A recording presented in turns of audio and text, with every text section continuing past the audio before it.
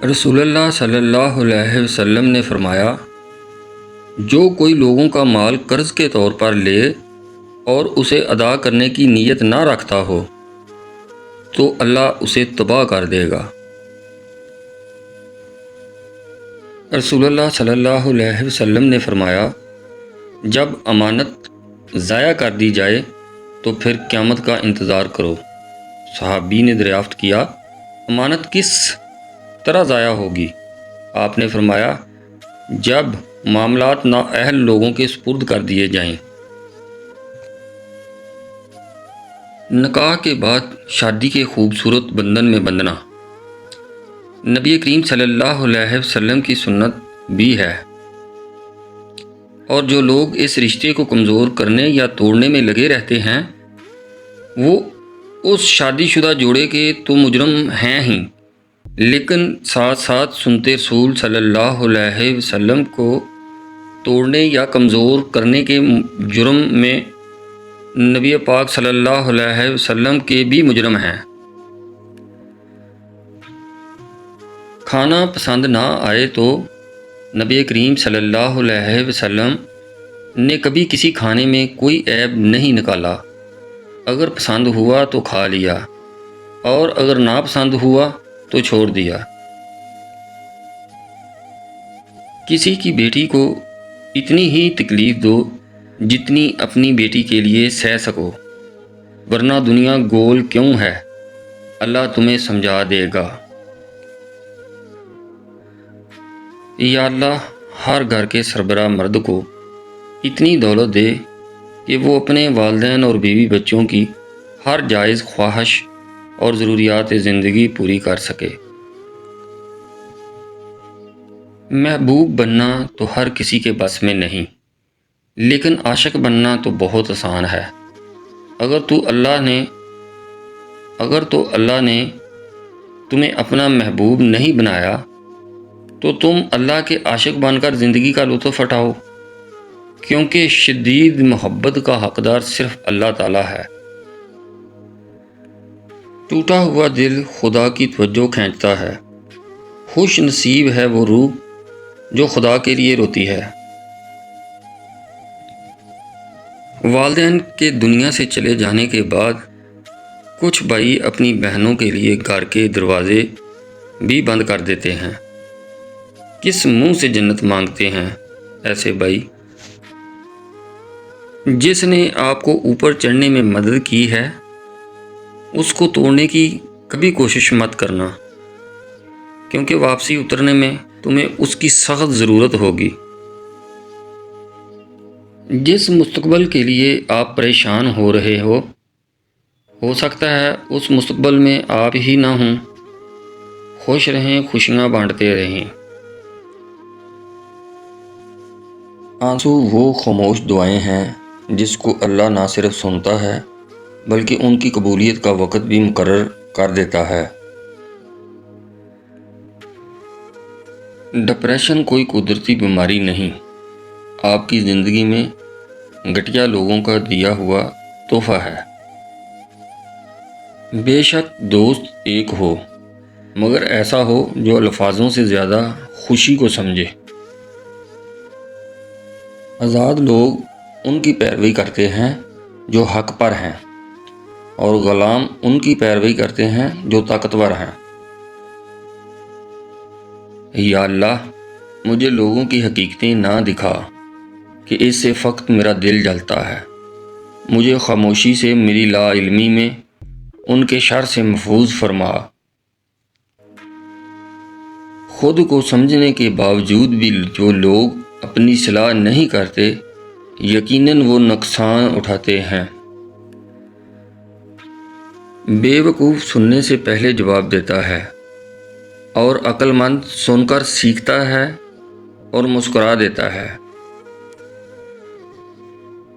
پیٹ اور غرور بڑھ جائے تو اپنوں کو گلے لگانا بہت مشکل ہو جاتا ہے۔ پریشان ہونے والوں کو کبھی نہ کبھی سکون مل ہی جاتا ہے، لیکن پریشان کرنے والے ہمیشہ سکون کی تلاش میں رہتے ہیں۔ بے شک اللہ سب دیکھ رہا ہے۔ امیروں سے نہ ڈرو بلکہ غریبوں کی آہ سے ڈرو، اس لیے کہ اگر امیر بھاگے گا تو وہ حاکم کے دروازے پر جائے گا، اور اگر غریب نے آہ بھر لی تو وہ اللہ تعالیٰ کے دروازے کو کھٹکائے گا۔ سلامی ریاست تو ایسی نہیں ہوتی۔ ریاست میں ایک شخص کے پاس بچوں کے لیے کھانا نہیں اور دوسرا شخص 10 کروڑ کی گاڑی میں مفت پٹرول ڈال کر گھوم رہا ہے۔ ایک عربی کہاوت ہے، جس نے ہمیں جنگل کے بیچ میں چھوڑا اسے پوچھنے کا کوئی حق نہیں کہ بھیڑیوں نے ہمارے ساتھ کیا کیا۔ شیروں کے آنے کے بعد گیدڑ میدان چھوڑ کر بھاگ جاتے ہیں۔ یاد رکھیں، بزدلوں کا راج تب تک ہوتا ہے جب تک بہادروں کی واپسی نہ ہو جائے۔ اکثر احساس سے کمتری کا شکار لوگ ہی اپنے منہ سے اپنی تعریفیں کرتے ہوئے نظر آئیں گے، جیسے کہ خاندانی امیر کو دولت کی نمائش کی ضرورت نہیں ہوتی، لیکن نو دولتیے کو نمائش کا سہارا لینا پڑتا ہے۔ کہتے ہیں کہ کبھی بھی خود کو اتنا سمجھدار نہ سمجھیں کہ دوسرے بیوقوف لگنے لگیں، اور نہ ہی کبھی خود کو اتنا نیک جانیں کہ باقی سب گناہ گار نظر آئیں۔ آج خواہشات کا پورا نہ ہونے کا نام غربت ہے۔ ہم ناشکرے ہو گئے ہیں، اسی لیے برکتیں اٹھ گئی ہیں۔ ہارون الرشید نے بہلول سے پوچھا، چور کے بارے میں کیا حکم ہے؟ بہلول نے کہا، عالی جاں، اگر چور پیشہ ور ہو تو اس کا ہاتھ کاٹ دینا چاہیے، اور اگر چوری مجبور ہو کر کی ہو تو حاکم وقت کی گردن اڑا دینی چاہیے۔ جو تقسیم کرو گے اسی میں اضافہ کر دیا جائے گا، چاہے وہ پھول ہوں یا کانٹے یا پھر آسانیاں۔ رسول اللہ صلی اللہ علیہ وسلم نے فرمایا، جب اللہ تعالیٰ کسی بندے کے ساتھ برائی کا ارادہ کرتا ہے تو اس سے عمل کراتا ہے۔ عرض کیا گیا، اللہ کے رسول صلی اللہ علیہ وسلم کیسے عمل کراتا ہے؟ آپ صلی اللہ علیہ وسلم نے فرمایا، موت سے پہلے اسے عمل صالحہ کی توفیق دیتا ہے۔ پتہ نہیں لوگ اتنی چلاکیاں کیوں کرتے ہیں، ساتھ بھی رہتے ہیں، رشتہ بھی رکھتے ہیں، جھوٹ بھی بولتے ہیں، جلتے بھی ہیں، دشمنی بھی نبھاتے ہیں، تعریف بھی کرتے ہیں اور پھر پیٹھ پیچھے برائی بھی کرتے ہیں۔ دوستی میں بتائے گئے راز دشمنی میں استعمال نہ کریں، کیونکہ یہ عمل گھٹیا اور بد ذات لوگ کرتے ہیں۔ باپ اپنی خوشی کا آغاز باپ کو گلے لگا کر کریں۔ یاد رکھیں، باپ بوڑھا ہو کر نہیں مرتا، اکیلا ہو کر مرتا ہے۔ ماں بوڑھی والدہ کچھ کرے نہ کرے، صرف تخت پر بیٹھی رہے، تب بھی لگتا ہے گھر میں ایک سکون کا گھنا سایہ ہے۔ اللہ ہر ماں کو سلامت رکھے۔ جب بلا ضرورت لمبی گفتگو کی جاتی ہے تو کئی راز کھول جاتے ہیں، غیبتیں اور چغلیاں ہو جاتی ہیں، اور دل آزاریاں بھی ممکن ہیں۔ اس لیے بقدر ضرورت ہی بات کیجیے۔ جو اپنی حقیقت نہیں جانتا، ایک دن دنیا اسے اس کی اصل حیثیت سے ضرور روشناس کرا دیتی ہے۔ شیخی خور کو خود پسندی کا زہر لگ جاتا ہے، پھر وہ اپنی ہی نظر میں بڑا اور دوسروں کی نظر میں حقیر ہوتا ہے۔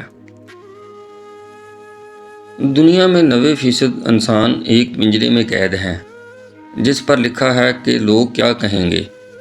خدا را اس پنجرے سے خود کو آزاد کر کے دیکھیں، یقین کریں لوگ کچھ نہیں کہیں گے۔ بیوی کی آسان جنت۔ رسول اللہ صلی اللہ علیہ وسلم نے فرمایا، جو کوئی عورت اس حال میں مرے کہ اس کا شوہر اس سے راضی ہو، وہ جنت میں جائے گی۔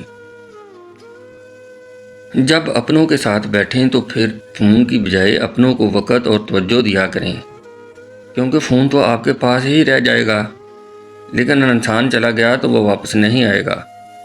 پھر اس کی تصویروں میں ہی ڈھونڈتے رہ جائیں گے۔